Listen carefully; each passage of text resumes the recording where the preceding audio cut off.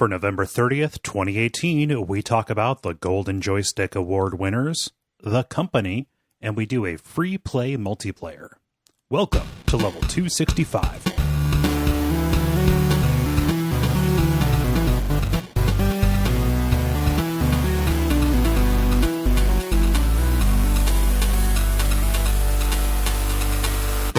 My name is Cole Ross. My name is David Smith. I'm Jala Prendez. And I'm Ben Merkel. And you are listening to The Level. It's a podcast for people who love video games. Back after taking some time to do Thanksgiving stuff, we are here in these couple of weeks before we have to take time to do Christmas stuff. It's the holiday slump, I guess. I don't know. It's not the holiday slump. It's just kind of like, I hate missing weeks in general, but also, you know, it just makes sense to miss that week anyway. And every other podcast does it. You know, it's just on a holiday week, I end up having to listen to music. Like, what's the deal with that? Are you listening to Christmas music? No. I worked at a mall. No. I worked in a mall for too long to do that. Yeah, it's like I have a friend who is doing like some she's like in a choir, a show choir, and she is having a performance here soon, and it's already at a time that I already have like several other obligations anyway, so that I'm going to have to juggle and figure out which one I'm going to do, and she only just invited me, so she got the rejection on that. But it would have been Christmas carols, and I worked retail as a manager for far too long to really want to hear Christmas carols. Yeah. Ever. They've been kind of wrecked for me. I was at a store today and I heard a cover of the song that drove me the most nuts when I worked in a mall, which was that Paul McCartney Simply Having. I hate it so much, and somebody decided, no, one of these is not enough. We need more than one, so I will make my own version of this. Yeah. Oh, well. Hey, guys. Good. You don't hear anybody who's like, oh, I love Christmas music this time of year. You only hear people complain about it, and yet stores still play it. I think so, but I also think that the people who like it are just kind of a silent majority. I don't know. The people who don't like it are very, very vocal about don't not liking it, you know? Yes. So the people who do like it are like, I don't want to say anything about liking Christmas carols because then I'm going to hear all these people bitch and complain. Yeah. Like, if you like Christmas carols, more power to you. Oh, yeah. I'm not going to voluntarily subject myself, though. Yeah, that is the thing. So not listening. I'm convinced it's just what they call a false flag operation, so that Fox can have more ammo for its annual War on Christmas stories. I'm surprised that hasn't started up yet, actually. Usually that picks up right at the beginning of November, but it'll be here soon enough. Hey guys, I got a kitty cat. Yay! Yeah. An adorable kitty cat. Yeah, she's a little cuddle bug. I'm trying to pump the brakes on doing too much social media about her.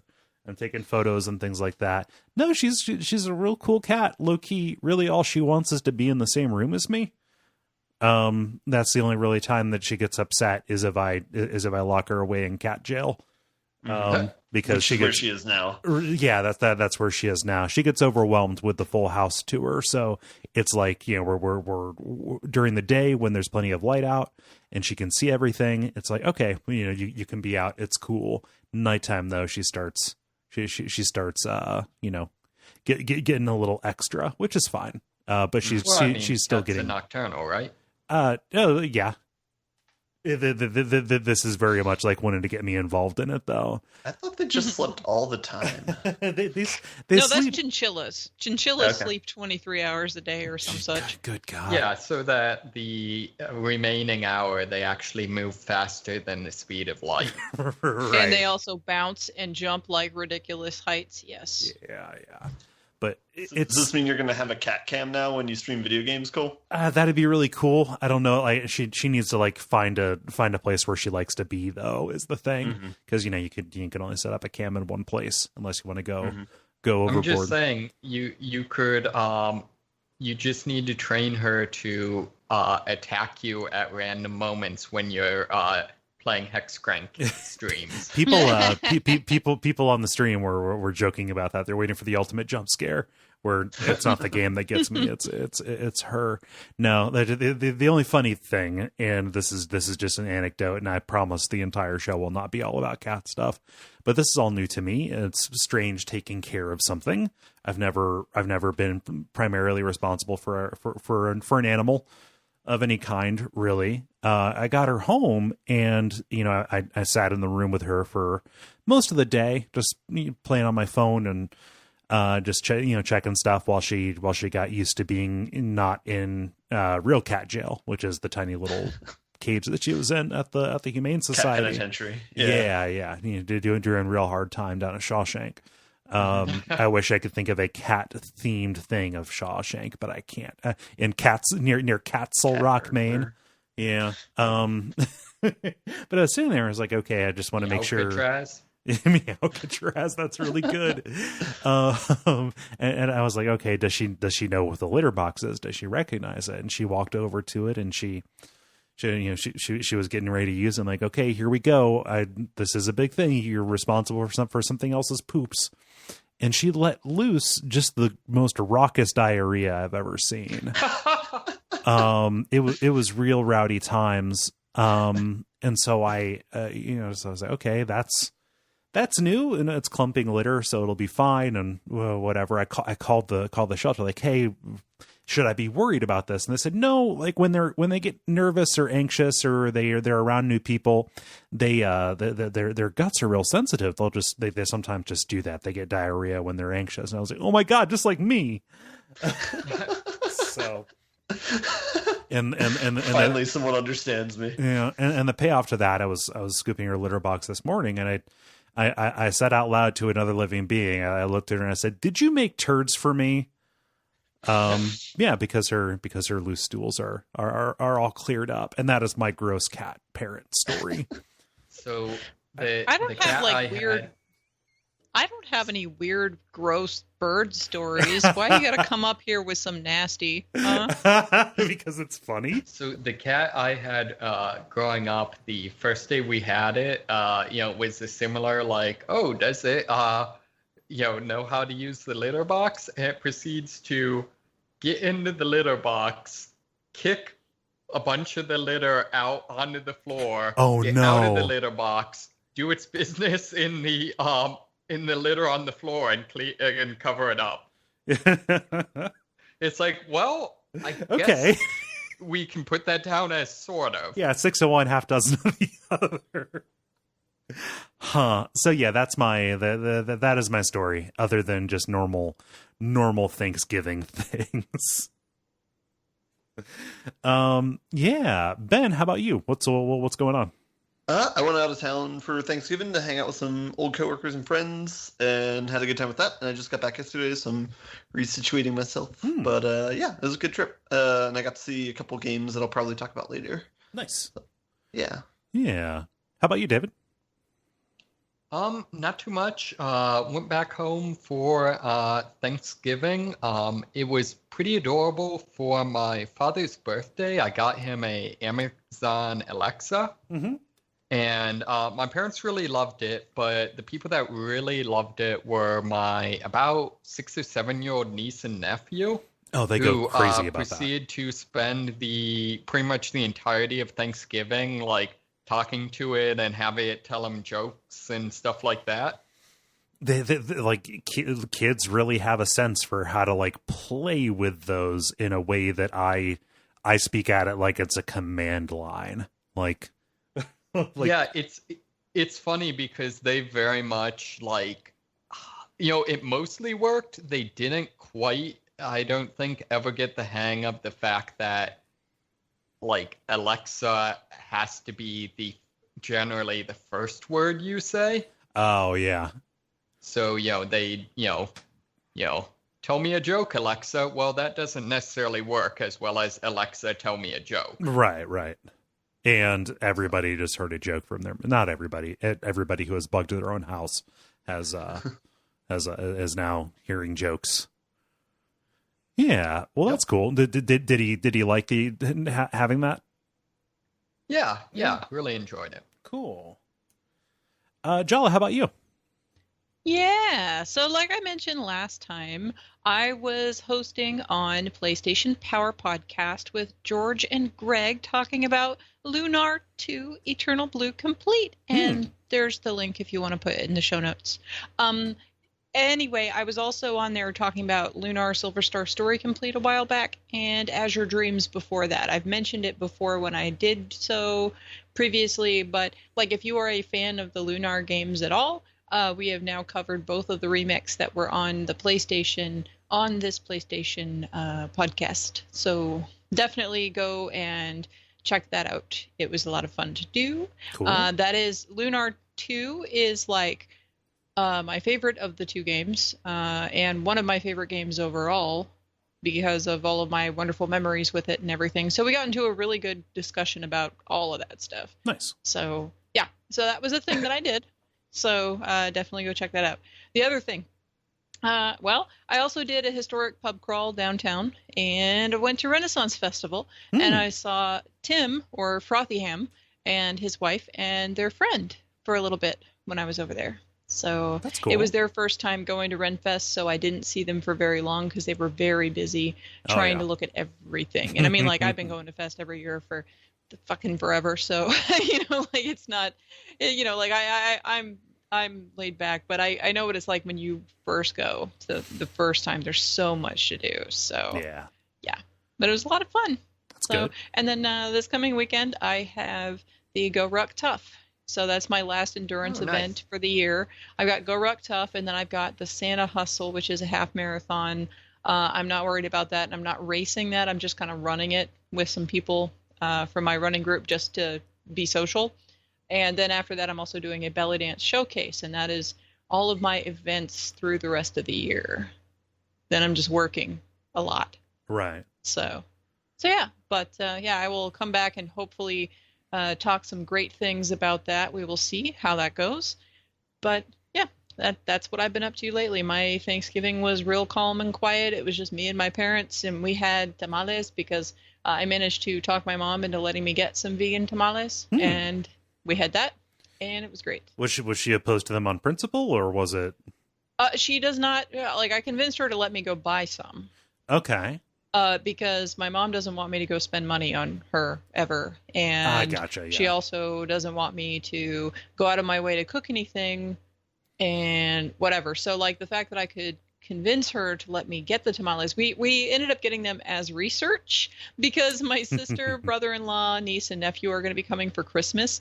And so I convinced her to, my sister really, really loves Mexican food, and she doesn't get it where she lives because she lives like up north. Right. And, there's nothing, no real semblance, especially not where she lives. Just a salt and grease delivery mechanism. Yeah. Yeah. So like, this is something that I can eat the leftovers if there are leftovers, and everybody can eat them, and it's fine. So, that is, I convinced her to research with me over Thanksgiving. So nice.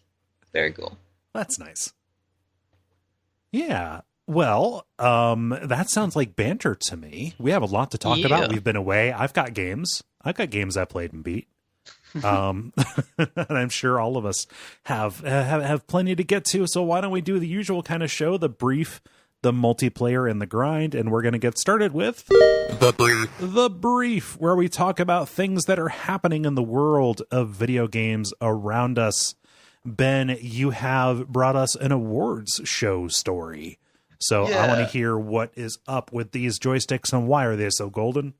So, I believe this happened while we were away, but Joystick announced their Game of the Year awards, or their Golden Joystick Awards, which one thing that's kind of interesting about that is that they do it in October, they do it in November, even though there's like a month of video games come out still. Right. In comparison to like some awards like the BAFTAs, for example, I think are in like April of the following year. So they kind of have some time to think about it. Mm-hmm. But the reason why I want to talk about it is the ultimate game of the year, the goldenest of goldenest joysticks that were received went to Fortnite, which is a game that I think came out like 2 years ago. Yeah. Well, it's Fortnite, the Battle Royale. The game I will be talking about tonight.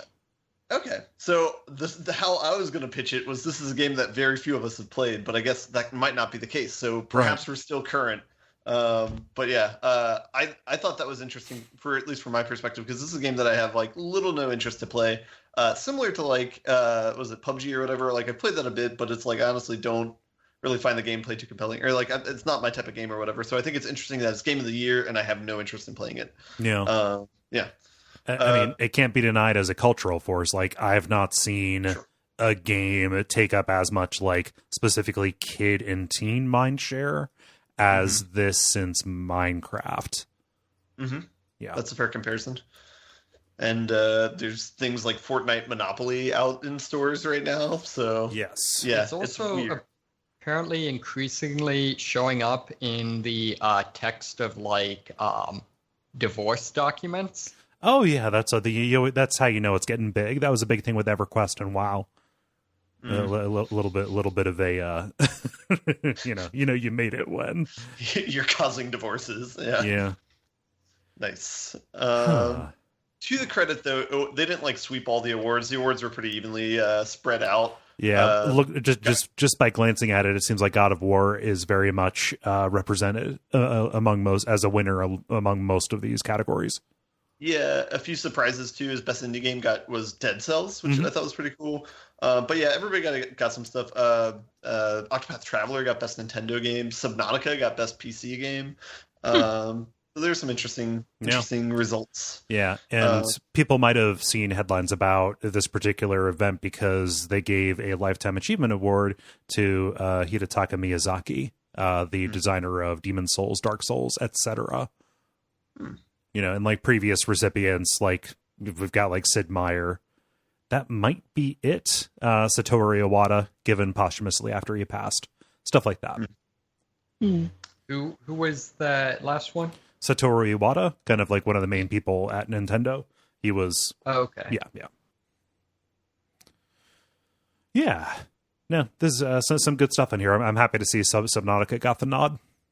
Yeah. I was happy about that as well. I think that kind of lines up with how I feel about it. So. And the fact that Octopath Traveler is in there means that I am never going to play it because it will never drop in price.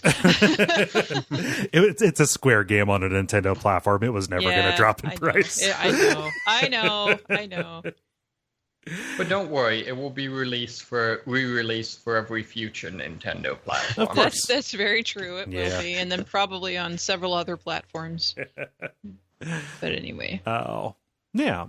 Jala, you have some accessibility stories, and I love them shits. What? Well, yeah, I didn't even intend for that to be like, hey, 2 weeks in a row I talk about accessibility. But when I was looking for a story, this one jumped out at me among all the other stuff I found. Because I'm sorry, I am never the one who's going to talk to you about an awards thing. And there are several other things that it's just not the type of news that grabs my attention. So anyway, there's a thing called audiogames.net. There's also a thing called the Game Accessibility Project. And both of these things are, meant to obviously help with the accessibility of games for players that have some kind of a physical challenge. And there are more than 7 million people that have some kind of visual impairment or disability in the U.S. alone. The article talks about the Racing Auditory Display, or RAD, which is a type of technology that, it's a type of technology that aims to provide an experience that is close to what sighted players get, and can be integrated into almost any racing game. It is a prototype that was released earlier this year by Brian Smith from Columbia University while he was like a grad student. He is now going to be coming in as an assistant professor at this time. But he's been working on it. He released a prototype. It has a couple of auditory features that are specifically for the blind. There is a sound slider that helps players understand the car's speed and position on the track. And then there's also an audio indicator system that alerts them to the upcoming turns. Now, here's the fun part. In tests, the blind players perform just as well as, or sometimes even better than, the sighted players. So, they are on equal terms, to the sighted players insofar as their capacity to do this stuff. And also mentioned was Spider-Man for PS4, which has customizable settings allowing for larger subtitles and audible assistance. Oh. So, that's built into that game, and they're thinking that, there will be more features of that kind just made part of the games as we move forward. And again, there is also this tech that's being worked on right now to make at least racing games something that blind, visually impaired players can play just as well as fully sighted players. So that's all very cool stuff. That's fantastic. Mm-hmm. Mm-hmm. Yeah. No, I had no idea that Spider-Man had those kind of accessibility features. I never dug that deep in the menu, but yeah, I feel like that would have. At what point does then Spider-Man become Daredevil? Yeah. Yeah. No, everybody should get to play that game. So that's awesome. Yeah. No, I'd like to see this. I'd like to see the Rad in action. Would be the next step. I'm thinking I now just want to see like the inevitable 80s action movie where we have they have to train like blind fighter pilots or something. Like some awesome action movie needs to come out of this. Yeah. I'm looking at this gameaccessibility.com link that you sent, or that is embedded in the story here, and just looking at news. There's a news story about a Steam Greenlight game. This is from a couple of years ago. It might even be out, or it might not be. A game called Dark Passenger, which is a horror game where you play entirely by sound, and it seems to not exist anymore. Yeah, I could probably do some digging. That seemed cool. That would have been fun to do on stream. But yeah, well, there are also, like I said, that what was it, audio games or auditory games or whatever it was I said at the beginning, .net, and then the Game Accessibility Project, which are also working on making games that are not site based. No. So. Oh, it's on Steam and it's like $2. Dark Passenger. Sorry. Cool. So that means you're going to play it on stream. I'll try. It'll be. It might be. If it's a short game, it'll be a good little dabble to do. Yeah. Neat. Anybody else have questions or comments about the accessibility stuff? I mean, I could make my same comments that I always make about, accommodations for the visually impaired, but people have heard that. Yeah, this just seems really cool. Yeah, it's cool to see it happen in more AAA titles, because I know Naughty Dog has been the usual person to lead the way in that. Yeah. And it's audiogames.net. There we go. Yeah. And they have a whole games list and everything. There's a bunch of different stuff. They've got, let's see, Zork, the Chasm of Doom, Trivia, Finger Panic, Solitaire, Poker Solitaire, all different kinds of stuff. They've got a large list of titles.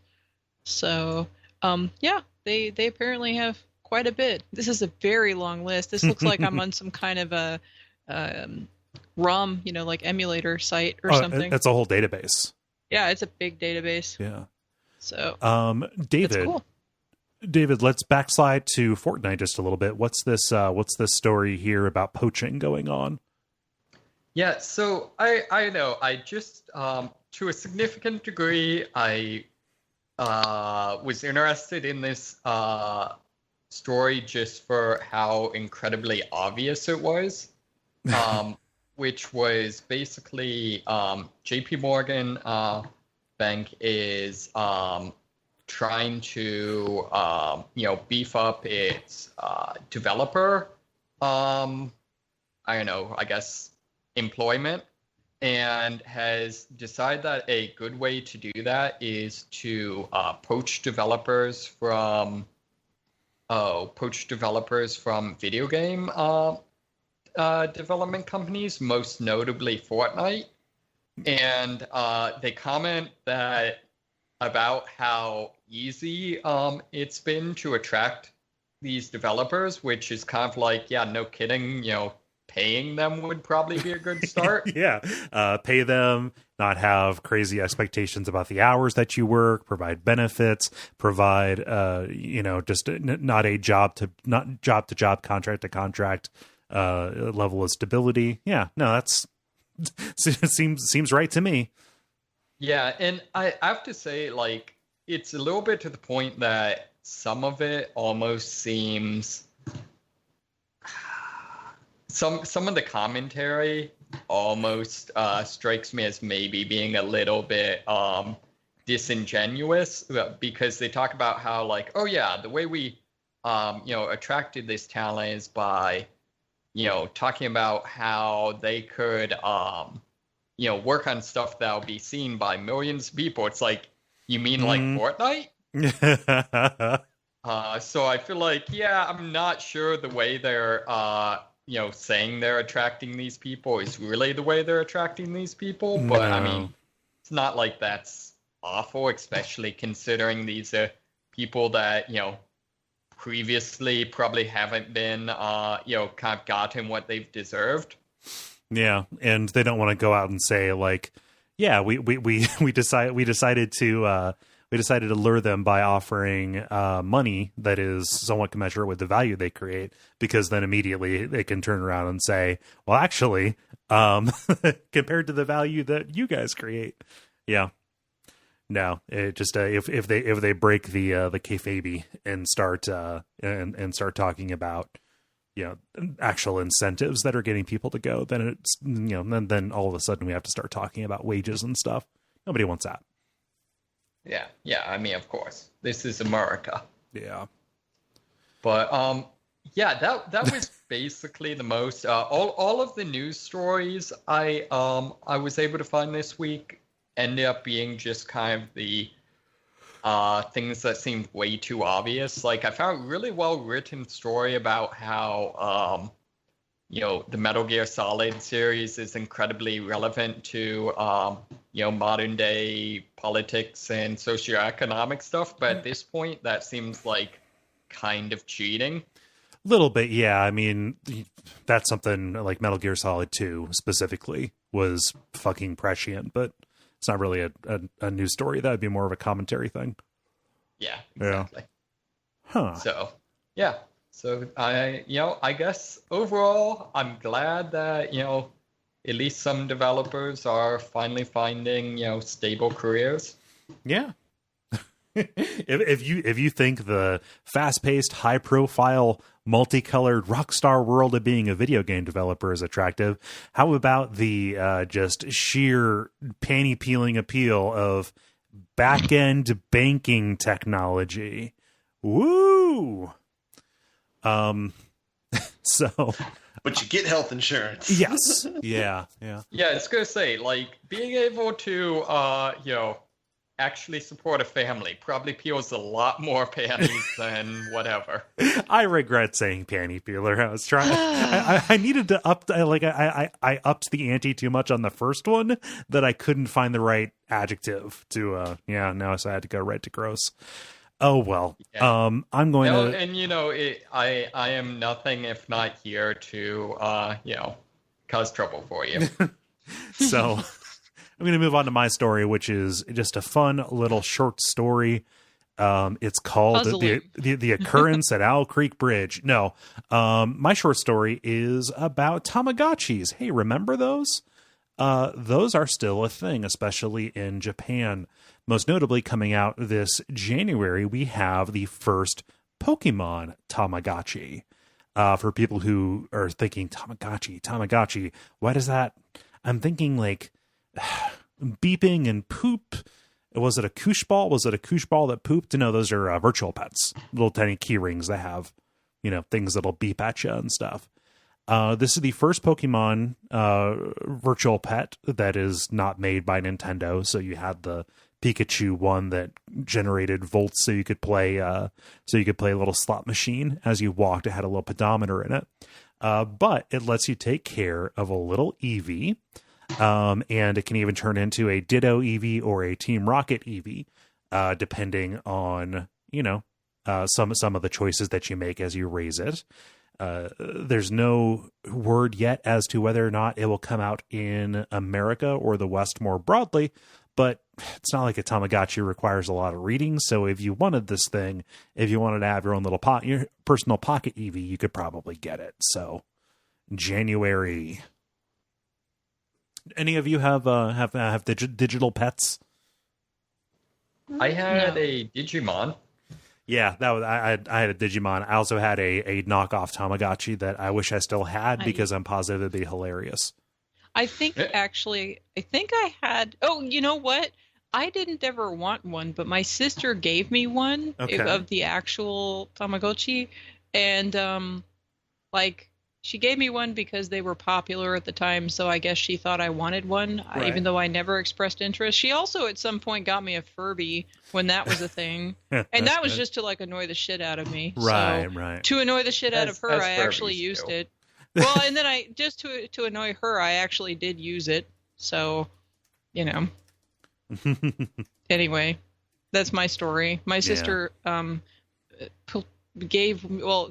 bestowed one upon me. I don't know. Burdened you with one. Yes, that's the best word for it. Yeah. That is very funny. Yeah, no, I had Digimon, and there was the cunning game of trying to battle them without getting caught by the teacher and having it confiscated. So, oh well, that seems like a brief to me. Multiplayer. Now it is time for the multiplayer, where usually we ask you a question and then you answer it. However, because we are doing these on the 5s and 0s, we've got a free play multiplayer. It's 265, as it were. And I will MC all of these, and we'll get through what we can in a reasonable time. Starting here with Mike, who says, you have the ability to change or fix one element of a game that you otherwise like. Which game do you choose, and what do you change about it? As an example, Mike says, for me, in Far Cry 2, I make outposts non-respawning, but also a bit tougher. Okay. I think my answer might be a cop-out, but Knights of the Old Republic 2, adding in the content that they were supposed to add in, would fix that. Yeah. Yeah, it's something you can do, but it's something you could do, but also something that is very easy to accomplish. Mm-hmm. Yeah. Jala. I'm thinking. Yeah, I'll do mine. Pathologic, but give me a console so I can up my movement speed if I want to. So I don't know if this is just because I was kind of set up for this from him mentioning Fallout or Far Cry 2, but I think fixing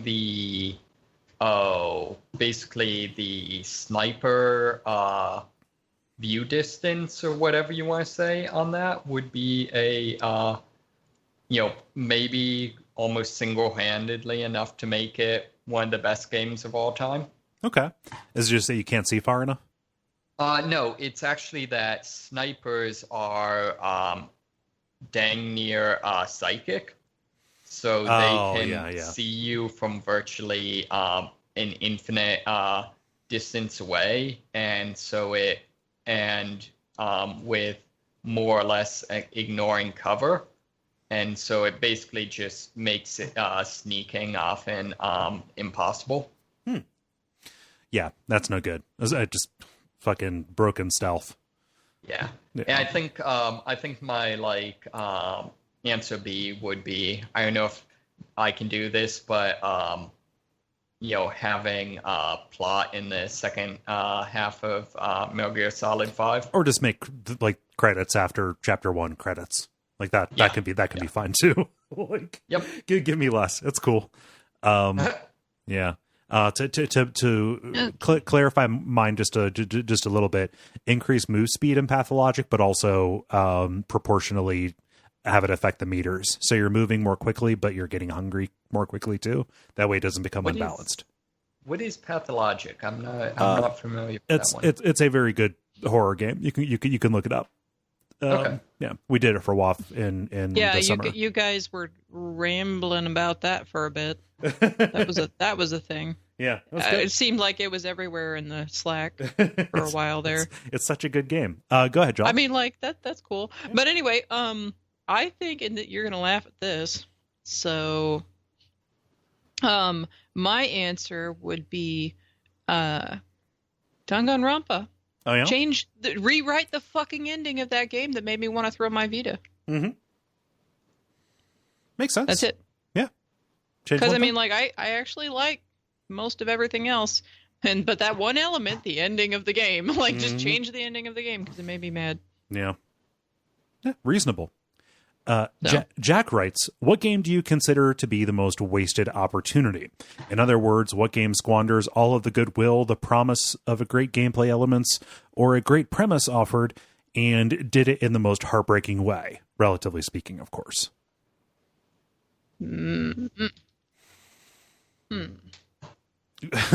People are posing thinkers. I know, these are good questions. See, I feel like this might be the multiplayer where I just give the exact same answer for every question. Because like Far Cry 2 and Metal Gear Solid 5, both very good answers to that. Yeah. Maybe even Fallout 76. Yeah. Oh yeah, that's actually a very relevant one. Maybe. Oh yeah. I had put down Call of Duty Modern Warfare 3, going from like 1 to 2 was such a great improvement, but then they fired half their staff, and then Modern Warfare 3 was no good in my opinion. Yeah. I'll hop back up on my hobby horse and say probably like Silent Hill 4, maybe. Ooh. Yeah, that's a game I have affection for, but it just peters out in a way, and kind of to signal the beginning of the end. And by the beginning of the end, I mean we're gonna just let this thing happen for another 10 more years. Specifically, the second half of that game, the fact that it's just the first half again is a real bummer. The first half, but now it's an escort mission. Jala. Everybody loves escort missions. Help me out here. What have I really complained about? Like I was really excited about, and then it just like, I've got an answer for this. Corpse Party. Like, not the first one. I like the first one. But the last one, what the hell were they doing with that? They just like, it was going in a great direction until it wasn't anymore. And I don't know why they did it. And it was a trash fire, and it was heartbreaking. And nobody wants to hear anything else about that game. But, that's terrible. Ugh, yeah, that was a wasted opportunity, and there were like some good elements even in the Miiverse one, but then I don't know what they did. Just turned they just into broke bullshit. it. Yeah, they broke it. I don't know. That's my answer. Corpse Party, Blood Drive. Bleh. Yeah, that is a good answer. Ollie says, is there a genre of game that you think could skyrocket in popularity if it was marketed properly? I remember IQ, Intelligence Cube, on PS1 being insanely addictive and fun, but it never got off the ground. I think there is a market for that kind of hard puzzle game with almost action elements.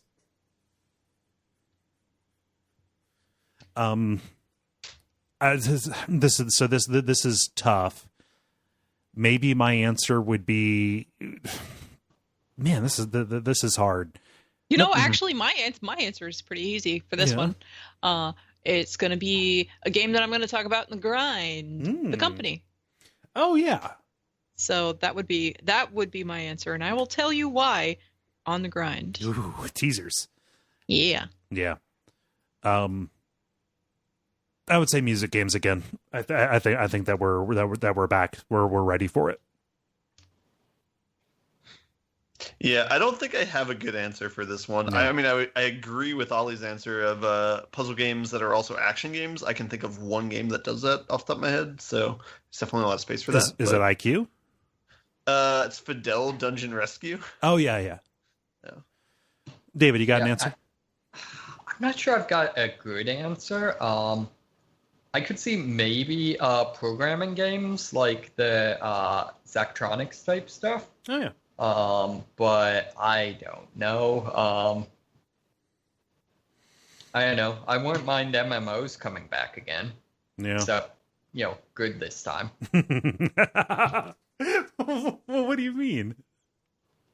Well, Even the fact that you spend so much time in MMOs, that makes me like, I don't know if I want to facepalm or laugh. Well, I mean, you've basically got what, like Guild Wars and World of Warcraft. I just don't understand like good this time. So MMOs have been around for a while. Do you want them to come back in a form when they were once good, or have they never been good and you want them to be good? I guess it's more just the fact that like there's only been a handful that have been worth playing. Okay. Yeah.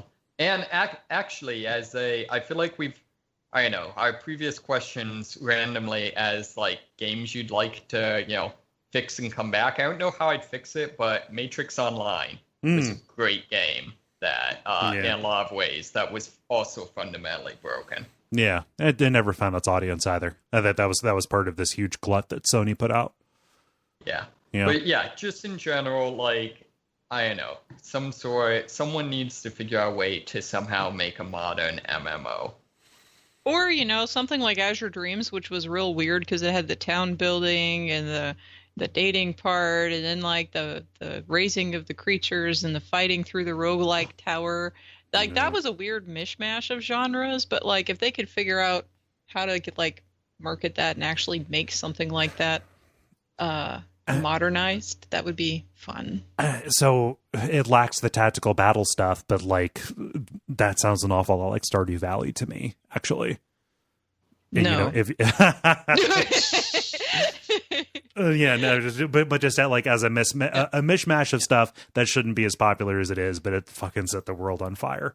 Yeah, and see, like that's kind of like my point. I mean, if you get a good mix of stuff going, but then because all of those elements that are in that game are elements that are popular in other games, and it is possible to do it right where all of those things are all together and they work well. Yeah. So. Yep. But it was a weird evolutionary dead end, Yeah. So. Austin writes, which would you play first, Superman 64 or Donkey Kong 64? By the wording of this question, you will end up playing both of them. Which one will you do first? Donkey Kong. Yeah, I've got to say, I would play Donkey Kong 64 just, like, given the access to it. I loved that game. Okay. I realize that calls all of my taste into question, but... This is a safe space. Don't worry. I won't put you on blast. It's fine. I'm not happy, but it's fine. I'm not angry. I'm just disappointed. Yeah. So if we take it to be that you will end up playing both of them, I will say Superman 64 because that is a far shorter game than Donkey Kong 64. If it's which of these would you what would you pick up if it was put in front of you and you could put it down as soon as you want? Donkey Kong 64 because at least for as annoying as it is to play with all the collecting and stuff and just the weird ugly characters. It is functional, whereas Superman 64 is very, very difficult to wrap your hands around. Well, my understanding wasn't Superman 64 more or less like cash grab the game?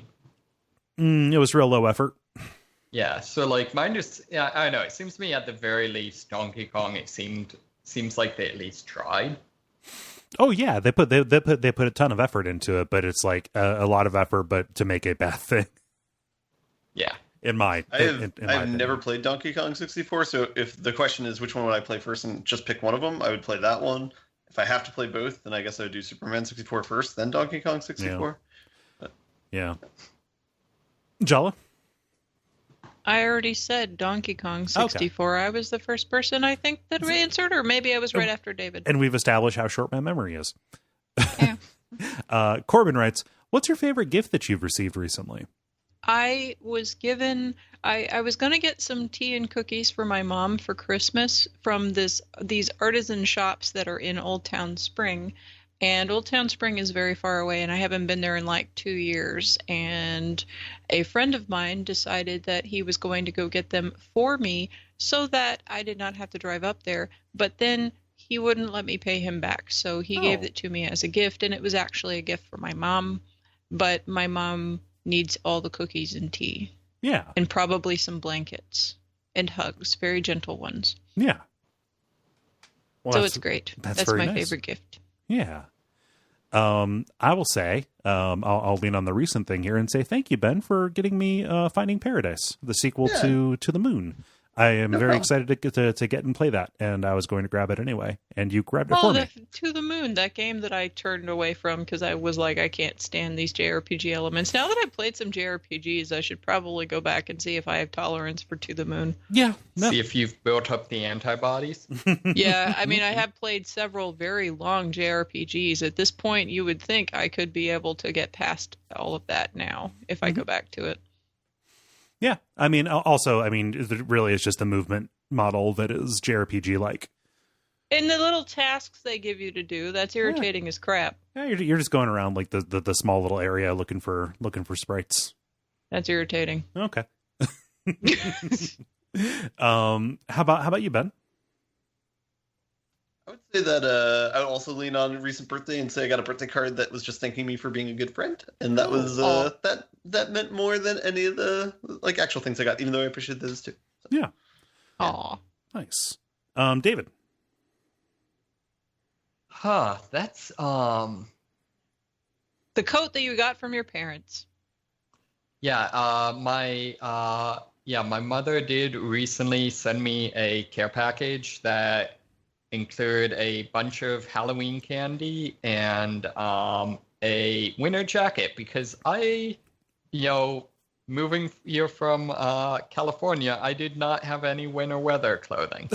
So now you won't die. That's very important. You will not freeze. Exactly, it is. Also, candy corn is quite possibly the best candy ever. Maybe only second to those Valentine's Day chalk hearts. Good God. Oh boy. David, Donkey Do you Kong like black licorice too, David? Donkey Kong No, 64 I do not like and black candy licorice, corn. so I guess I haven't completed the trifecta. Yeah. But Yeah, I know. I feel terrible like candies. my taste is very much coming into question this podcast. That's Well, again, you know it's what? fine.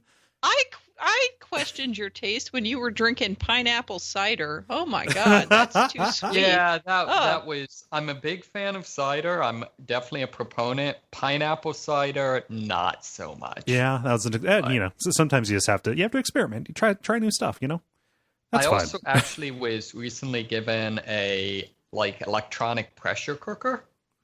And Ooh, that has been amazing. It's like is it an cooking Instant with Pot? No talent. Is it an Instant Pot? Yes. Oh yeah. Oh, that's cool. Yeah, I got one of those. You can do. It's not just a pressure cooker, David. You want to talk about a device that does everything. Yeah. Short So of it was actually kind of funny though.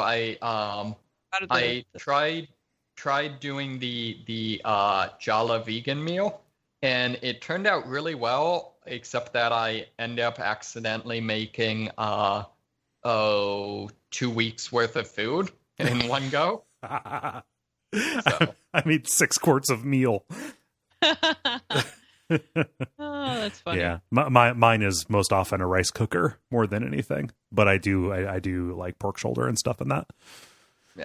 Yeah. See, I can't justify getting an Instant Pot because I have all of the individual things that it replaces, and a lot of them are not actually electronic devices, which means that they won't break. Yeah. So, if I get an Instant Pot unlike and the rest it breaks, of us, you know how to cook. Yeah. Well, there's that too. I cook a lot all the time. I made some really good food this last week. Mm-hmm. Name one good thing you made. Thai sweet potatoes. They're fucking amazing. I post a picture. Very good. So just this is completely off topic other than being like food in the life of Jala. Does Rami really drink coffee? Yes, he does. He drinks coffee and orange juice. That seems like either a horrible idea or how you get a Pokemon. One or the other. Well, we already know, like, I can summon my bird at times. I'm like, summon the eagles, and I stick my hand out, or I call him, and Rami will come. Even if I don't, he just kind of, like, shows up. Yeah. He's like a familiar, or like one of those pets that follows you around. It's like I'm a ranger in Guild Wars or something. So, he's kind of the best ever. Nice. So we've been going for 20 minutes on this section, so I'm going to do one more here. Alexander writes, I've been playing a lot of Dark Souls 2, and that got me thinking. Which games do you guys think are better than their reputations? Who deserves more love than the fickle, heartless internet provides?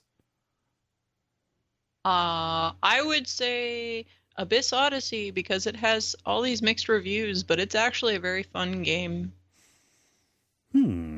I've talked about that. Abyss Odyssey's a good one. Yeah.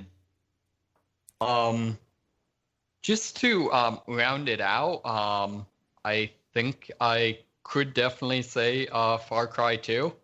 The game that you that you spent the entire episode. Other than that, one that I'm kind of loath to say, but I think Army of Two is definitely if you can ignore some of the questionable, like I don't know, just like some of the questionable tone and lack of tact, particularly in was it 30th Day or whatever? Second, yeah.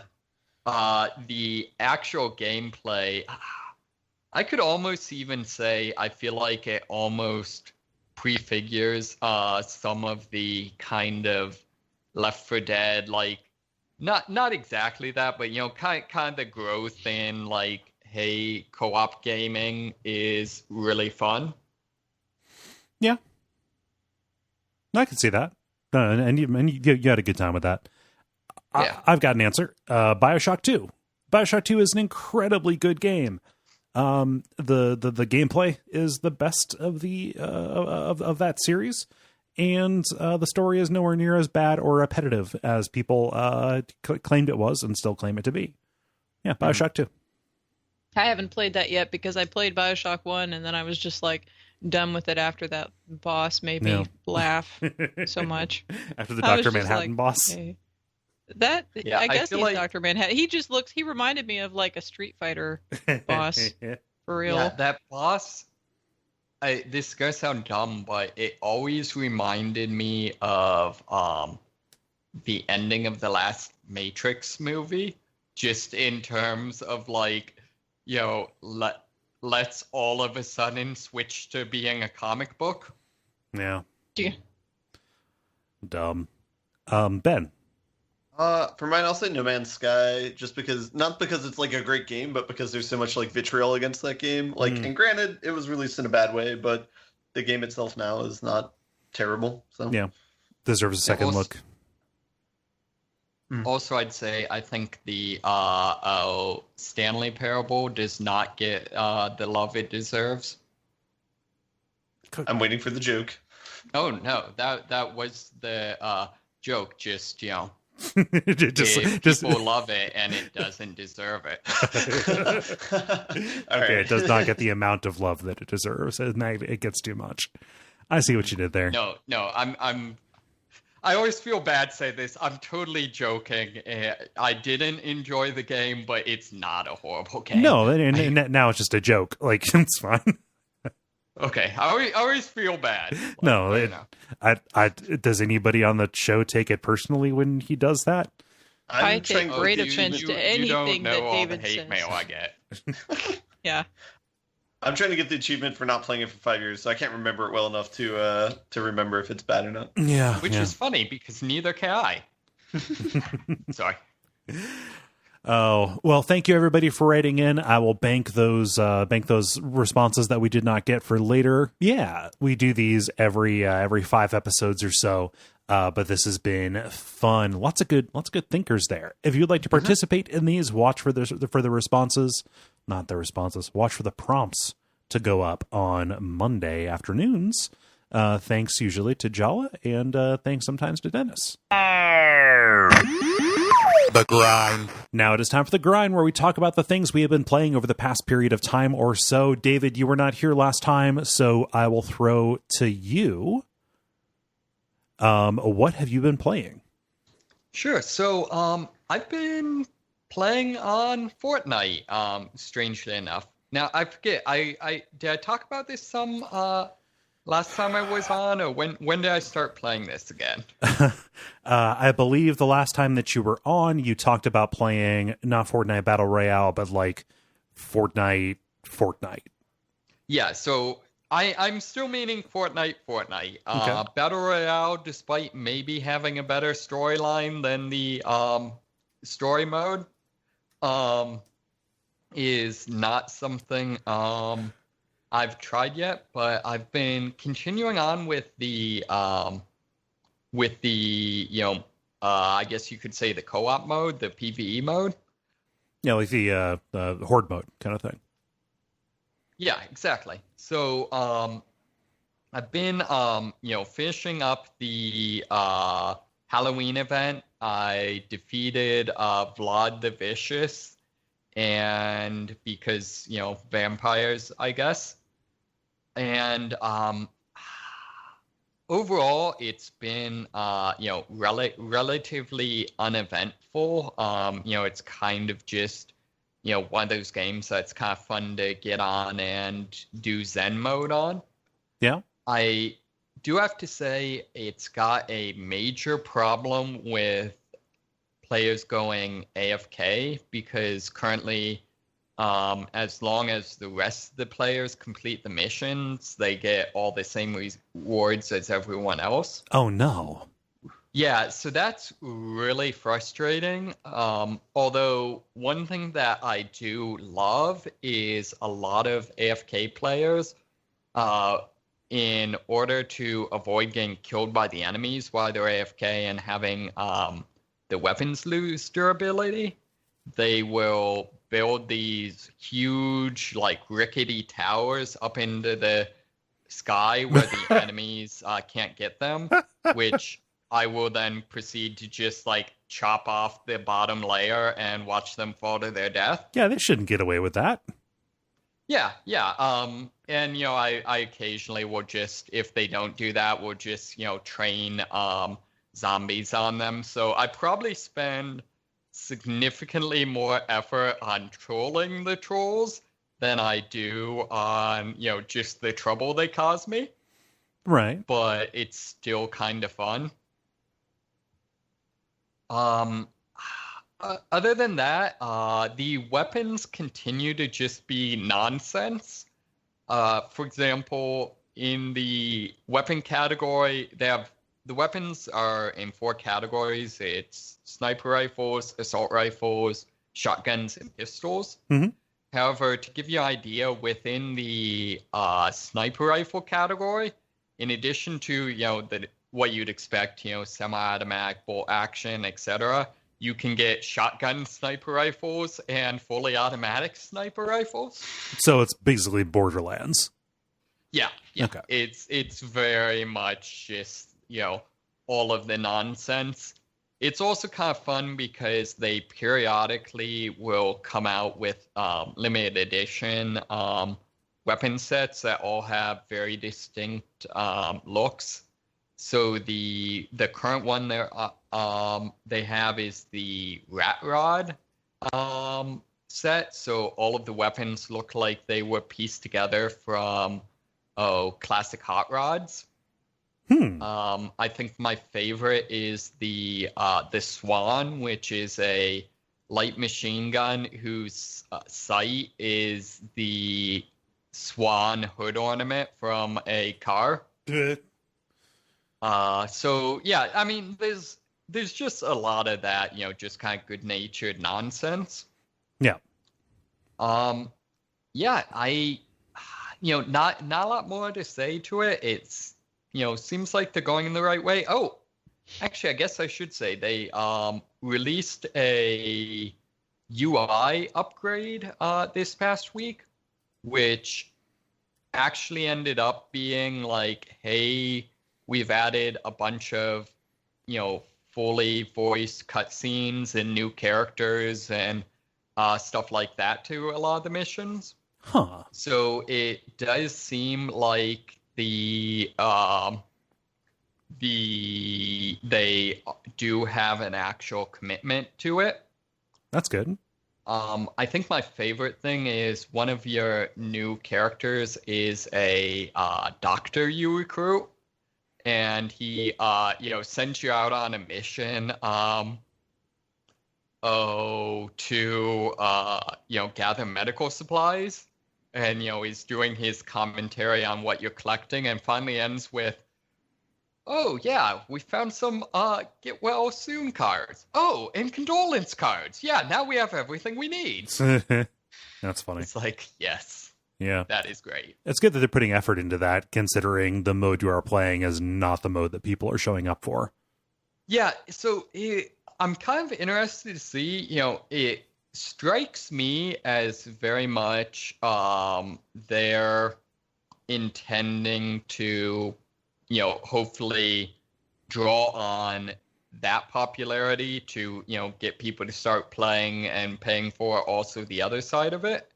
Okay. The thing that worries me, though, is the plan was for it to be free to play. However, I think with the fact that Battle Royale is free to play, I don't see it actually being a viable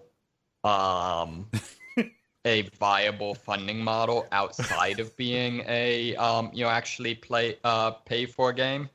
So it's not a viable funding model if you don't charge anybody for anything? Well, it's more the thing is that basically in Battle Royale, there's Battle Royale and Save the World, which is a PvE mode. Uh-huh. Both use the same kind of premium currency. Mm-hmm. However, in Battle Royale, you can't earn premium currency without paying them, and that's very much what its economy is based around. Whereas in Save the World,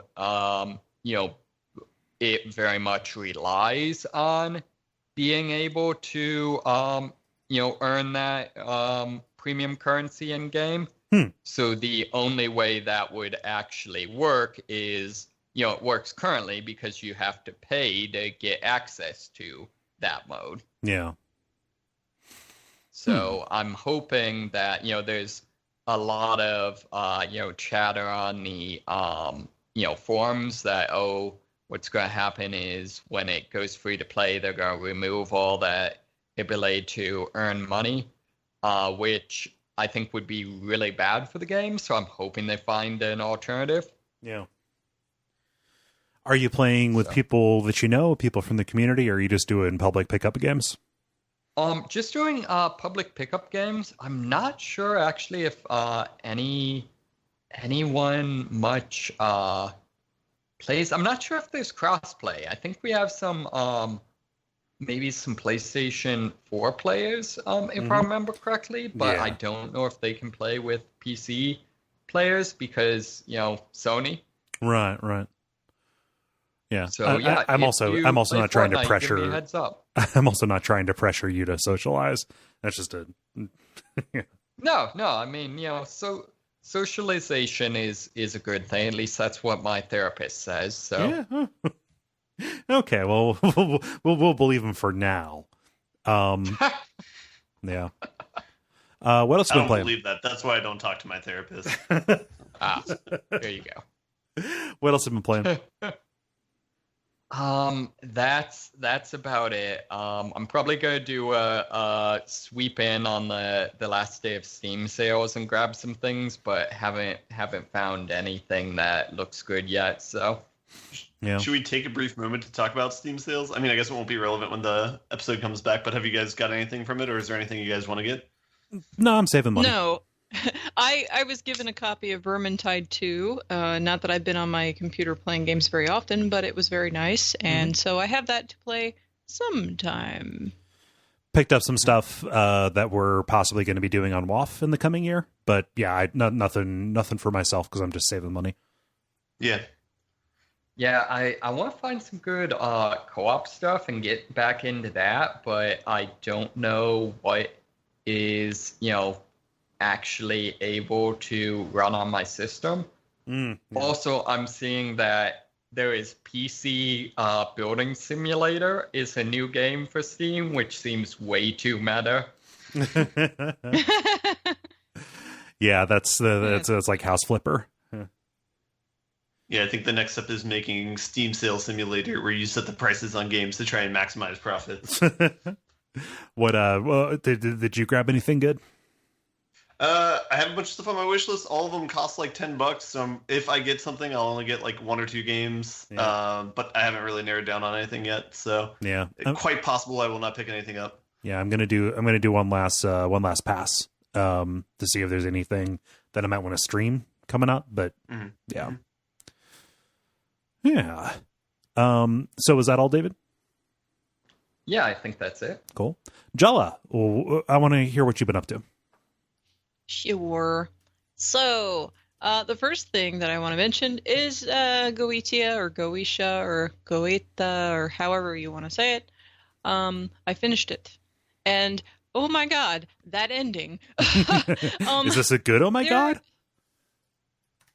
Well, Kole, there are 2 endings, a good one and a bad one, but both of them are absolutely horrible. They're terrible. And I'm just kind of like bursting, wanting to talk about it. And I spazzed out on the Slack in the level chat about it. But I want somebody else to play it so I can talk about it with somebody.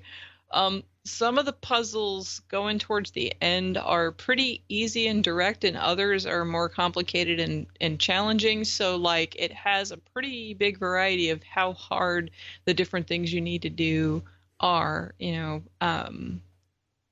How obtuse they are. And to answer Dennis's question, even though Dennis is not on to hear it, the demon portal actually just goes to basically a room that is like a reverse or like, some other, dimension, but it looks basically like the place that you were in previously. Okay. It's just like it might be reversed, or it might be like a room that looks in on part of the house at, through windows or something. So it's the demon dimension is just basically, another facet of the house. It's kind of like in Castlevania, where it's like the reverse, castle is it's kind of like that. Mm-hmm. So I don't really have anything that I can say without spoiling stuff, either spoiling the story or spoiling the puzzles. Other than the way to change whether you have a good ending or a bad ending is that you have to collect some certain items at the end of the game by solving a bunch of different puzzles related to the different characters that you get to know through all of that correspondence that you have to read. That's good. So it's good that I paid attention to it and actually read it because that's kind of like crucial information, actually. But you have to get these items, but in order to get the good ending, these items are incomplete. You have to find the other pieces of them as well. So depending upon if you get 4 items or 8 items, you change up how the end goes. Although, like I said, both of the endings are terrible. Like I got the good ending, but then I looked up the bad ending on and I was like, oh, wait a minute, this can't be the good ending. So I looked at the quote unquote bad ending. Oh no, I didn't know how good I had terrible. No, like they're both terrible. They're absolutely terrible. Like in existential horror type ways. So like, this is like I said, it has some parts that are kind of difficult. There is no fighting or any kind of fear of death or anything, so it's not like a horror game that way. It's mostly existential horror throughout the entire thing. And you have a lot of feelings that you feel about the character as you learn more about Abigail and about her family and everything that happened. You would probably dig it, Kole. I don't know Well, then again, like you also did play Dr. Decker and stuff like that, and that's been like popular. So I guess it could be something you could stream if you were interested in doing so. But it's not. It's horror, but it's not a jump scare type of horror or any of that. It's a different flavor. A slow burn. Kind of like with Dr. Decker, because that one's not like horror in a traditional kind of way either. So. Yeah. If Dr. Decker fits the remit of my streams, then Goetia would as well. So. That's not that I'm not too concerned about it. I take your recommendation, I value that. So and it stays uniformly good throughout. So like how it is at the beginning is consistent. Like it doesn't slump anywhere where it just feels like, why am I here, or anything like that. It has a consistent narrative and consistent level of urgency to it. And things like that. So I mean, like the pacing there, like as much as an adventure / puzzle game has pacing, like it doesn't have any kind of weird snags or anything. So I can say that it's a consistently good game. Yeah. But nice. But anyway, so I finished playing that. The second thing that I played, guys, I opened up Steam and I actually went to the game that I intended to play instead of getting lost. You should be so proud. That truly is an accomplishment. You didn't get sidetracked by shiny objects. I didn't get sidetracked by anything. I went straight to the game. I didn't even talk to anybody and like start conversations, because I do that all the time on Steam. And I didn't even do that. I just went to the game and started playing it. And I realized that I hadn't played this since August. August, guys. Vampyr. Oh yeah. I got back to that game. Probably playing that. Yeah, I was playing Vampyr a long time ago. I get really busy and I just like lose any sense of when I played anything. So this is how games I play get set down for months or even years before I go back to them. Like that's why it's dangerous if I ever set a game down, unless it's like portable and it goes with me, because if it's on my computer, I may or may not ever get back to it. Yeah. But anyway, I actually did start playing this again, and it's not that I got bored of it. Like I jumped back into it and I've been having fun with it. It's been consistently good. The story is just as interesting and everything. It's just I just stopped playing for whatever reason. But I currently have gotten past the part where there is a funeral and seeking atonement. I finished that. For anybody who has played the game and wants to know, the Guard of Prewind dude showed up at the hospital after a murder took place, and I'm supposed to go after the culprit now. And that is about where I'm at. And other than that, I am just trying to keep the people in the different districts that I have been acquainted with so far healthy, for the most part. Now at this you're point trying to keep that blood good. Well, here's the thing. Like I've been trying to do some of the side quests and everything for some of the people. I still can't unlock anything higher than like level 2. Like I can't mesmerize higher than level 2 yet. So like I can't eat most of them, but I find, like, I was worried about eating some of the characters in the places because, like, the areas are all stable right now, but a lot of people started getting maladies and things like that, and I finally unlocked all of the different medicines that I can, that I need to heal all of the different issues that people have. So then I was scrounging for materials and making like this honest effort to heal everybody in the, different districts. And then because I found that I was under-leveled when it came to some of the fights, I was like, okay, I need to eat some people. So I picked the most terrible people and ate them. and then when I did so, like I found that it didn't really change the status of the place that I was in, because I had offset killing the one person by, making all of these remedies for everybody that was sick, because there was 7 people sick in a district, and I, healed all of their problems and then ate one. So it evened out. One you want to make an omelet? Well, and then like in one case, it actually raised the, the stability level up by 2% or something, because like I had just healed so many people that it didn't even matter that I took that one shitty guy. So it's like the inverse of what's that Christmas movie where the guy finds out that everything would suck if he wasn't alive. It's a Wonderful Life. Yes, Yeah, It's a Wonderful Life. it's the inverse. It's a Wonderful Life. You've showed that the world truly would be better off without him. Well, the thing is, you have to be real careful about who you eat, because if you take one person, if they are related to anybody else, like if they have any kind of relationship, if they are, dating or related to, or, friends with this other person, then that other person is going to miss them once they die, and that's going to have effects on something. I don't know if it's just the interactions with that character or if it has larger effects in the game. I'm not 100% on that. Even just basically you lose out on a source of information to learn secrets about other people that they're connected to if you kill them. Yeah. But that's why you just wait until everybody's, you've got everything unlocked, and then it doesn't matter anymore. Right, yeah. So like in the hospital area, I had taken one guy pretty early in the game, the first guy that I ate, but then I took the person related to him because she had already had everything unlocked, so it didn't matter. And then that way there's nobody left to miss because both of them are gone, so no problem. Yeah. That kind of a thing. So anyway, it continues to be a good game. I don't have a lot to say about it because I put in 7 hours because I started and I had only played like 9 hours, and I'm at 16 now. You're a good way through it then. I put a big chunk of time in.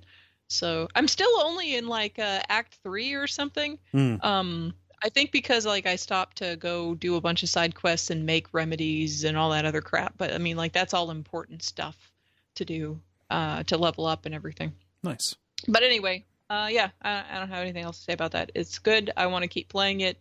I was actually playing it right before we recorded. So the last thing that I played though is The Company, which I have talked about a little bit on Kole's stream, just to like invading his chat, talking about other shit that he's not doing.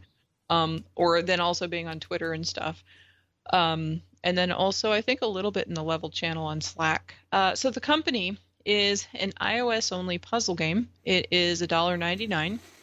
It was made by one guy, Gary Gogis or Gogis. I don't know how his last name is pronounced.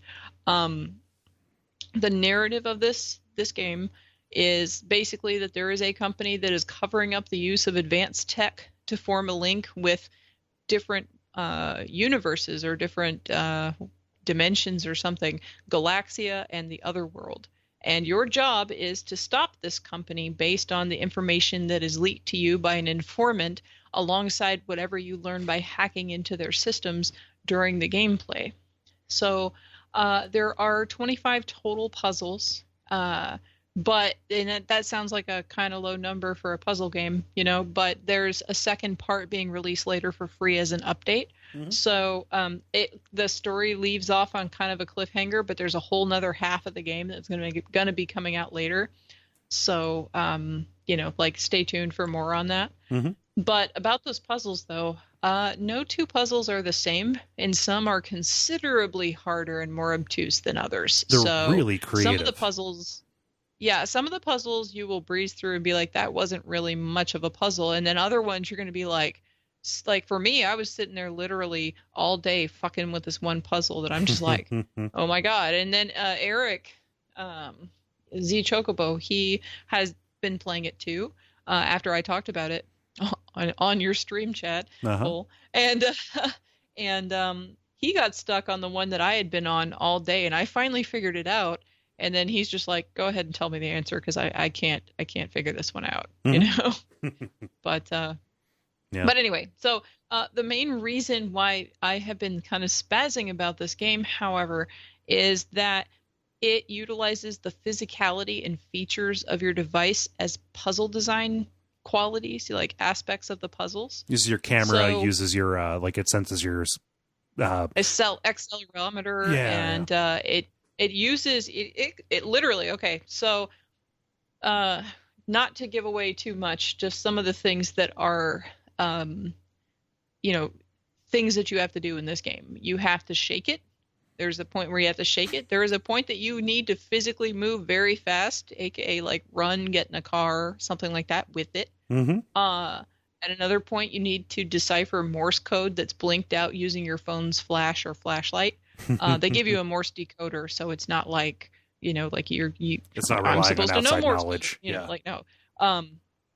You need to plug in your phone to a charger or adjust brightness settings or change dates or times or any number of other things to solve different puzzles. Other puzzles require you to put your phone at the correct angle to see something.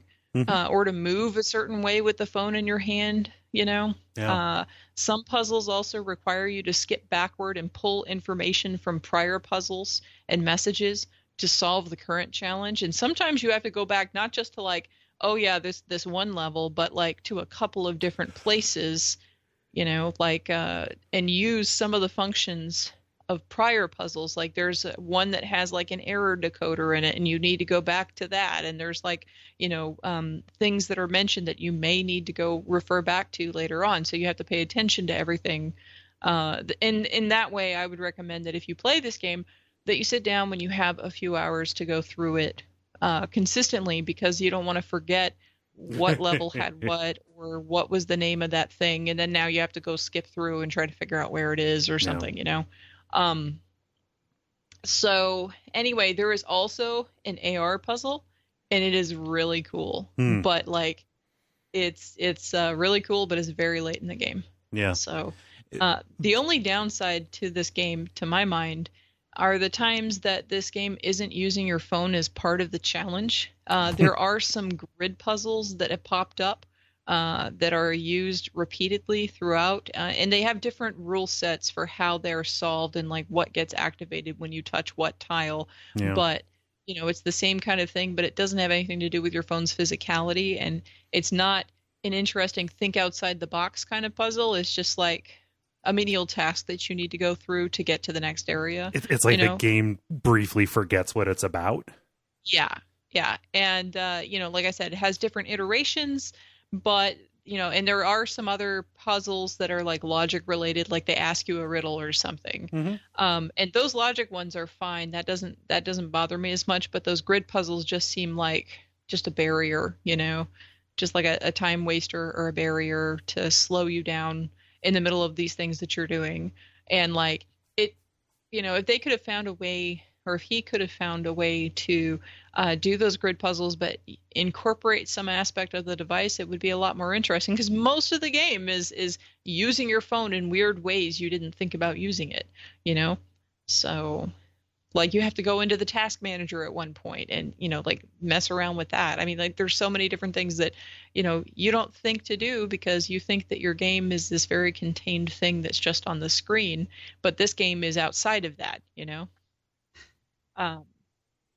Anyway, where the game really shines are basically anything related directly to your device and what it can do.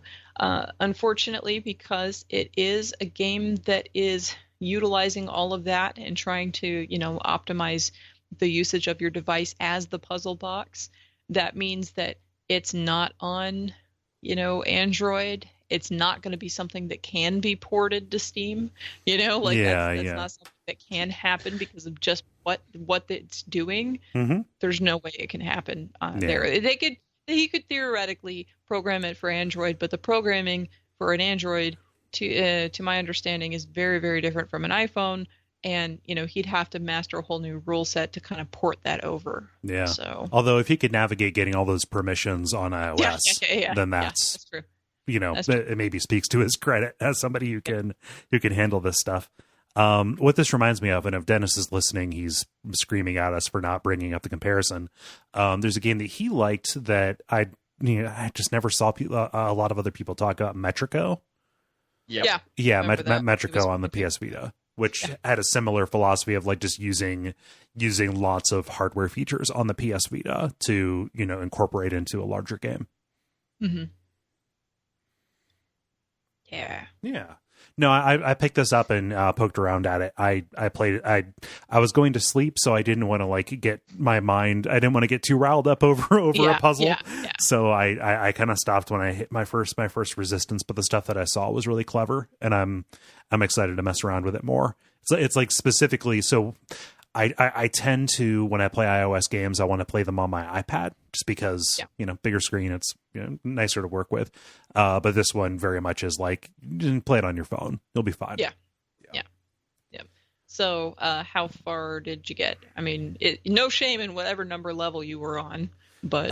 I got one past the screen brightness puzzle, so very early. Okay. Yeah. Cool. And it's super early, so I don't feel bad spoiling that. No. Yeah. So, yeah, but like there are challenging puzzles throughout the whole thing, and like once you figure it out, then it's like, oh. Yeah. And the thing is that because it's like that, once you get the trick, then it's not hard to get through. It's kind of like you play it once and you're done. Yeah. Like there isn't a replay value to it, because once you know the solution to the puzzle, unless you forget all about the game, and come back to it a long time afterwards, although I am interested to see the update once they drop the other part of the game. Well, so. I mean, more puzzles. Like if it continues being creative like this, then hopefully they will take the feedback that they have gotten so far about like no, stick to the puzzles that have to do with manipulating your phone. Hopefully he takes that into consideration when he's programming the rest of it. Yeah. So nice. Is that all, Jala?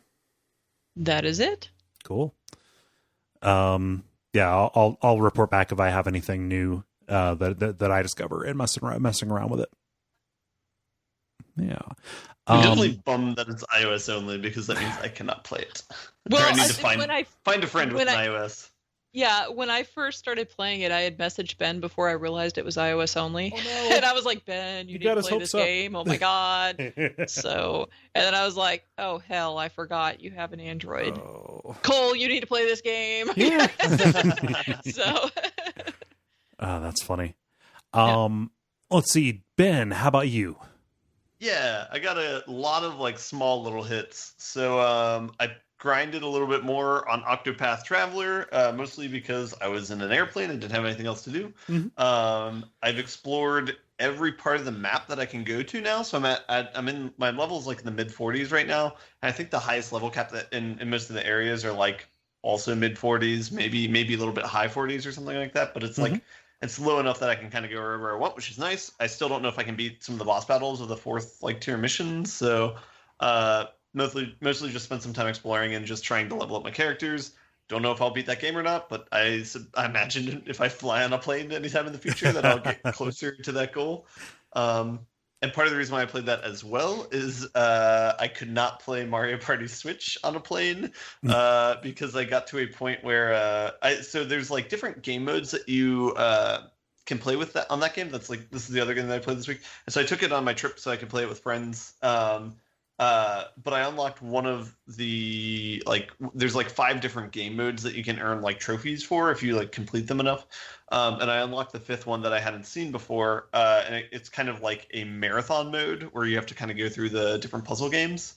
And so tried to do it on the airplane, but the first one is like this marching game where you have to like pump the Switch controller up and down as if you're like marching and carrying like a baton or something that you're like waving in the air. Yeah. I didn't really feel comfortable doing that on a plane. Probably discouraged.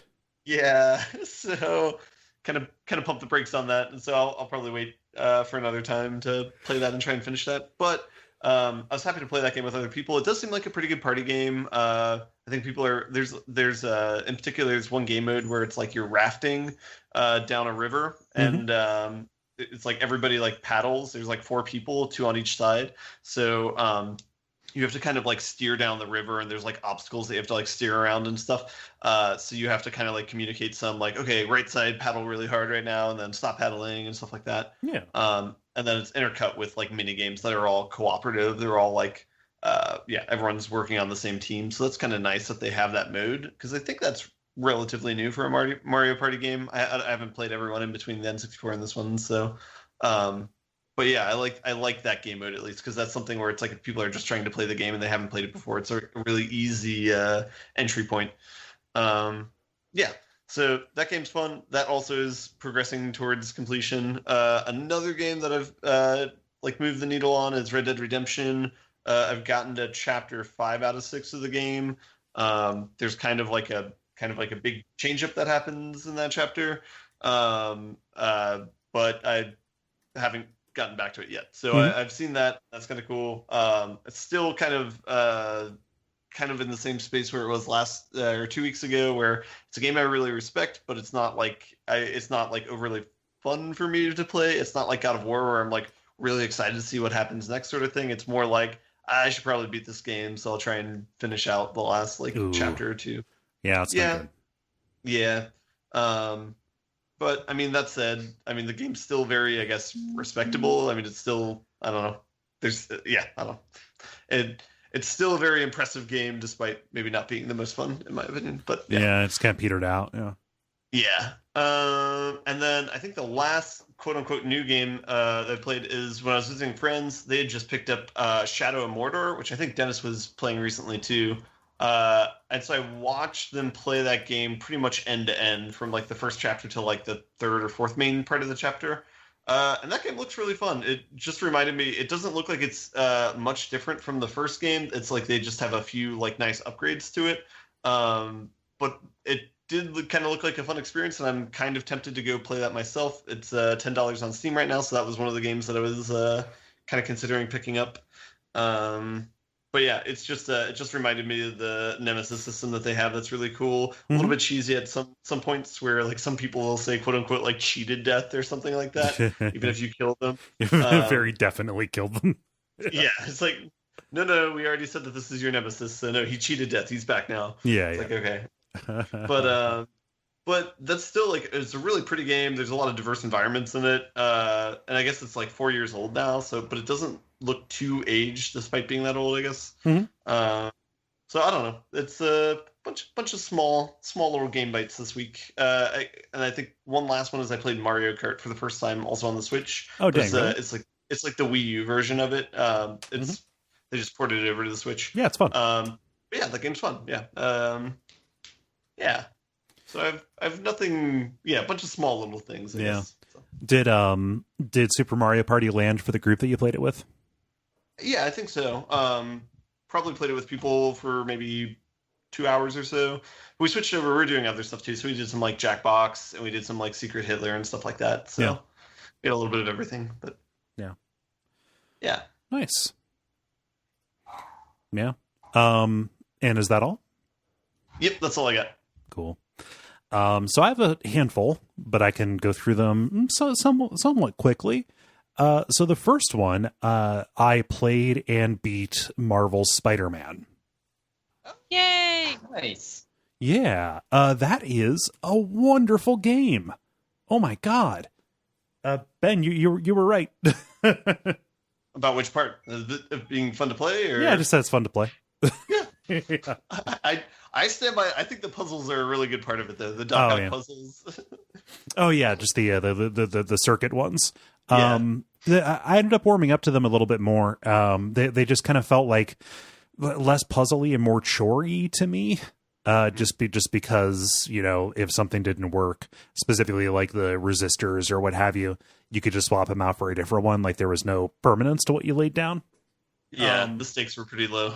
Yeah. And just like anything that you put up against the swinging, like, and even the combat, it's just not going to, it's not going to feel as great. Yeah. I was impressed by like the characters too, and like having like a good narrative in the game. Yeah, the story was really good. I mean, like, I don't know. I was about to say it feels like a different kind of Spider-Man story. It's probably about what you'd expect. You know, the city is in danger. You see a lot of people that you otherwise, it's like, oh yeah, the Dr. Octopus is going to be here. Mr. Negative is going to be here. But the way that those articulate and even the way that they handle bringing in more familiar faces are all really good. You know, especially like the way that they mess with boss fights specifically. So, you know, there's a point later on, you know, who knows how much of this is spoilers, but like you end up fighting Rhino, you end up fighting Rhino. And then, you know, you do a little bit of a fight with him. This is after doing a stealth section with him that is actually really good. The stealth in this is actually like not that bad, you know, for, you know, considering how bad stealth in a game like this could possibly be. Yeah, it's not as bad as typical stealth. It's Yeah. a good way to say it. Yeah. Yes. However, it's really cool the way that they do mix 'em ups. So there are bosses that you fight, you know, a couple of times, but then it'll be like Rhino, and then you fight him alongside Scorpion, and things like that. So they make a lot out of a little in terms of the cast of villains that you end up dealing with. But the centerpiece for the story and everything here is just fucking Otto Octavius, man. This is the best portrayal of Dr. Octopus I think I have seen. That even includes, you know, I haven't read too many of the comic books, but like prior to this, I thought, oh, like Spider-Man 2, you know, the movie with Alfred Molina, that was good, right? Like just that is probably about as good as that character can get. No, they actually did a really good job with him this time in portraying his particular condition and why he turned to villainy. Mm-hmm. Yeah. And yeah, they do a good job like slow playing all the main characters' arcs as well. Because like there's so many you know, like he's not a bad guy until like halfway through the game, you know, right. And it's like, I guess it's, I don't know, like what, a 20 or 30 hour game or so. Yeah. So like 10 hours of the game, he's just like, yeah, it's your friend or your like mentor or whatever in science, you know? Yeah. And you know it's going to break bad, and you can see the signs before Peter does, but they do so much to lay the track for exactly, you know, why Peter would trust him, right? Yeah. And even like, what is it, Miles? Is that the... Miles Morales. Yeah, they do a good job of like slow playing that character development as well, you know, like, and like he's not introduced until like maybe 5 or 10 hours into the game, but yeah. And they do a good job building all of the characters up. So very, very little of what is paid off feels unearned, which is difficult to say, you know, for about a lot of like superhero media. You know, it's just great. I mean, I don't know that I can say anything more about the movement in it aside from the fact that getting from place to place is just unadulterated joy the entire way. It is the most impressive animation I've seen in a game, possibly, like just in terms of, you know, like maybe not like facially, although there is good, you know, acting that is done with the model animation, but like just moving place to place and fighting, it is a feat what they managed to accomplish. And how many? Good. No, go ahead. How many of the side quests did you do? I dabbled. I wasn't really a completionist. I wanted to see the story. It was so good. Yeah. No, I think I did the same thing as well. I wanted to see if there was any that like you particularly liked or not, because a lot of them I thought was kind of like, oh, it's fun to do a couple of times, but yeah, I had no inclination to try and like clear out entire areas or anything like that. Yeah, like the research stations were good. Basically anything that was like a race or a kind of navigation challenge, like recovering your homeless friends' lost pigeons is really good. Yeah. Mm-hmm. Yeah. I've got the DLC. Like I finished it and I was like, well, fuck yeah, give me the season pass. So I'm looking forward to playing those, because my understanding is one of them gives me lets you play alongside Black Cat, which is good. I did not even know there was DLC out for this game. Yeah, so. there are two. There's the Heist, which I think is the Black Cat one, and then there is Turf War, which is the more recent one that I've heard good things about as well. Okay, cool. Yeah. Yeah, I'd be interested to know if those are good from your experience, and then that way I might pick them up. Yeah. Any other questions about Marvel Spider-Man? It's a sizable game, so I'm impressed that you finished it in, I guess, 2 weeks' time. Me too. Yeah, no, I just, Me too. it was one where I should have been playing other stuff, but I was just like, no, this is way too fun. I can't actually stop myself from playing it. I guess I'll ask this question. Have you played God of War through? No, I have not. Okay. I was going to ask what your opinion was of this versus that, but yeah. I will make that comparison when I play God of War. Yeah.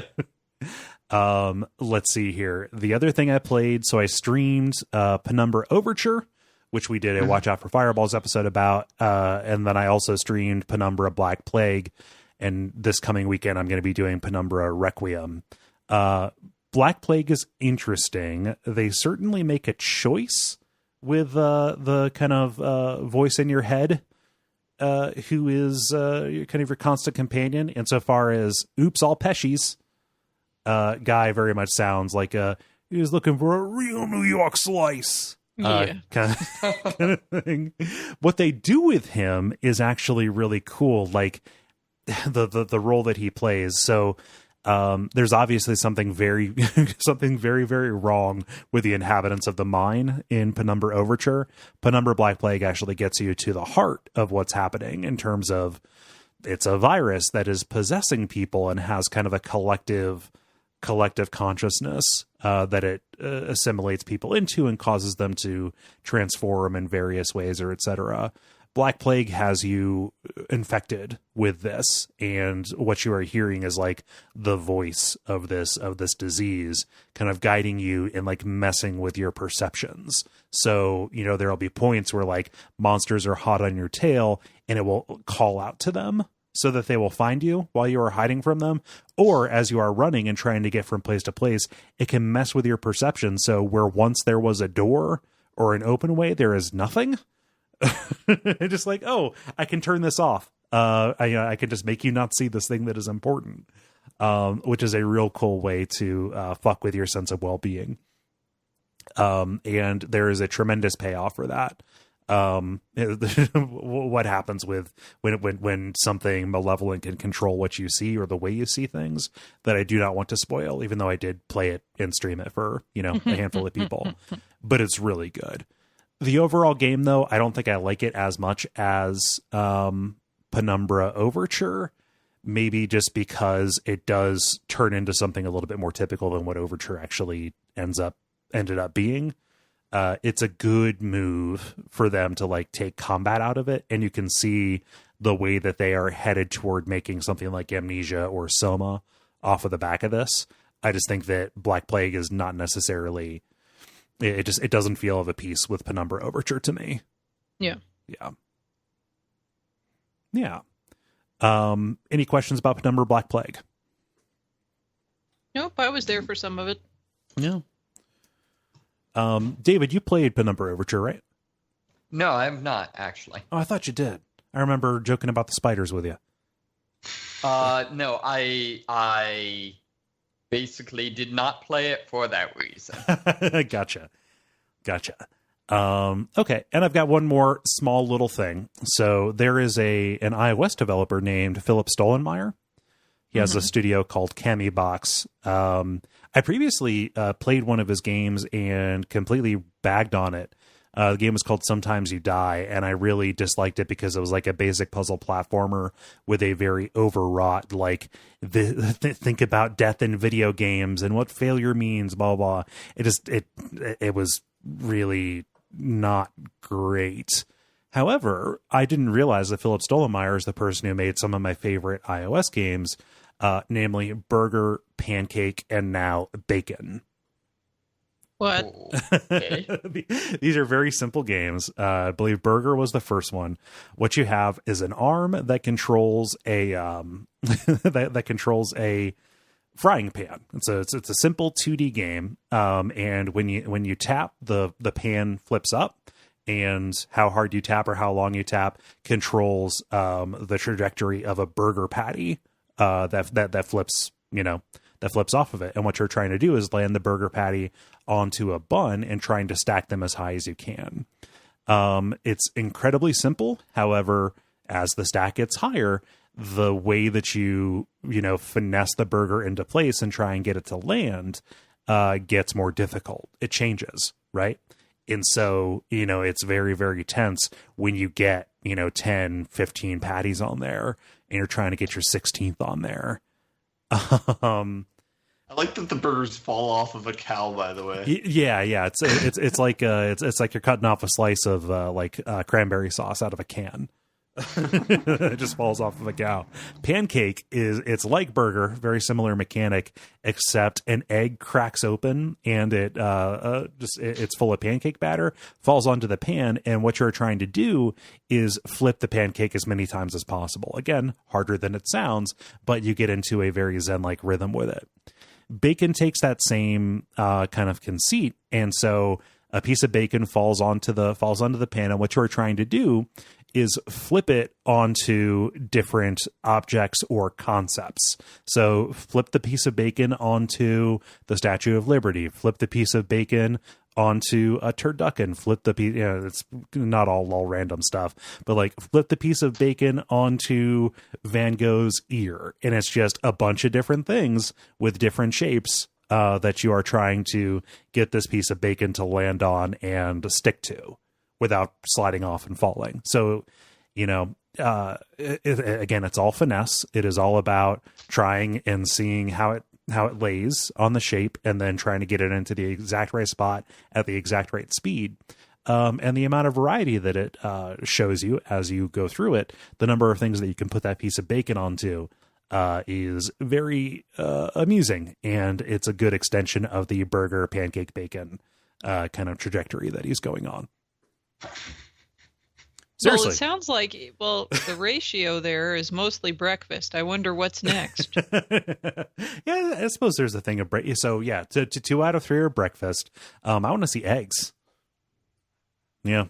I don't know what you would do with eggs that would be any different than pancake or burger or bacon, but well, we'll see. Apparently it's enough of a thing that you downloaded all the different varieties of this game. So, I mean, if he makes an eggs, you're there for it. Cole. Yeah, I'm there for eggs. It's really fun. It's like, it looks really simple, but you get into the feel of it. One of the things that's amazing, at least in Pancake, what kind of kept me drawn into it longer than I otherwise would have been is the soundtrack, weirdly enough. So whenever the pancake hits the pan, you hear a drum, like a snare drum, right? And so as you're doing this and getting into a rhythm, it actually creates like a little just like drum line for you as you go about it. It's super, cool. Yeah, it's super infectious actually. Yeah, but yeah, Bacon is a good game. It is a good game. I believe it's free or extremely cheap on iOS. It's free. I looked at it, Yeah. and I'm just like, Cole, this makes sense for you, Cole, but I don't know. No, it's not so much the subject matter. Like it could be. No, it's not about the subject matter. It's just the game. I looked at it, and I'm like, yeah, okay, Cole. It's just a fun little dexterity game. Yeah. Can you cook the bacon if you leave it on the pan long enough? So that's the thing. That's what I was curious about. I think maybe that he wanted that to be the case because the bacon does sizzle when it's on the pan. You hear a sizzle sound. I think that might have been a little bit too much because the floppiness of the thing that you are flipping is a big part of the feel of these games. So the burger's a little bit floppy, the pancake's a little bit floppy. I think that if rigidity, if variable rigidity was entered into the equation, I think it would change the game more than he was comfortable with. Based on how consistent the other ones had been.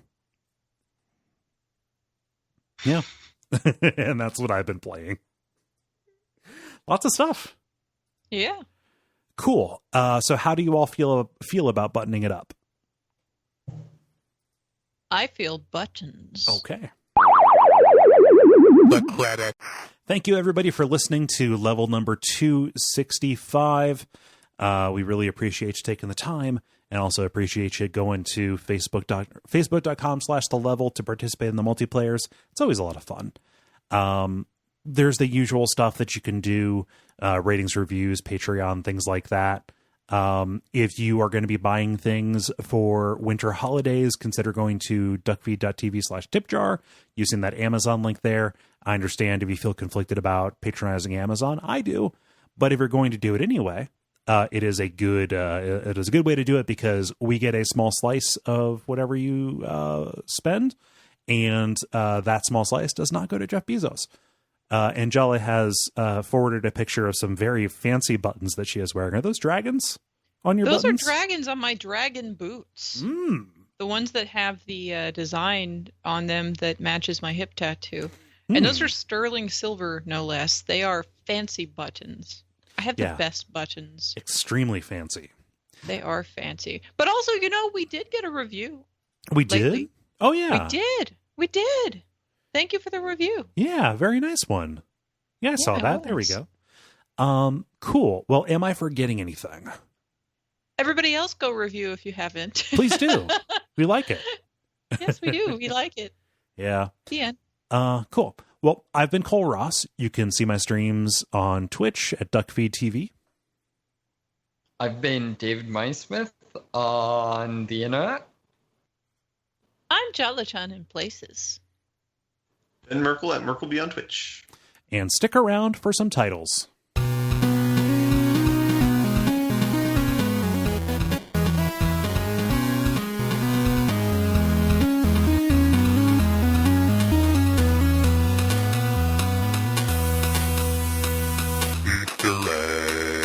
Okay, who has titles for me?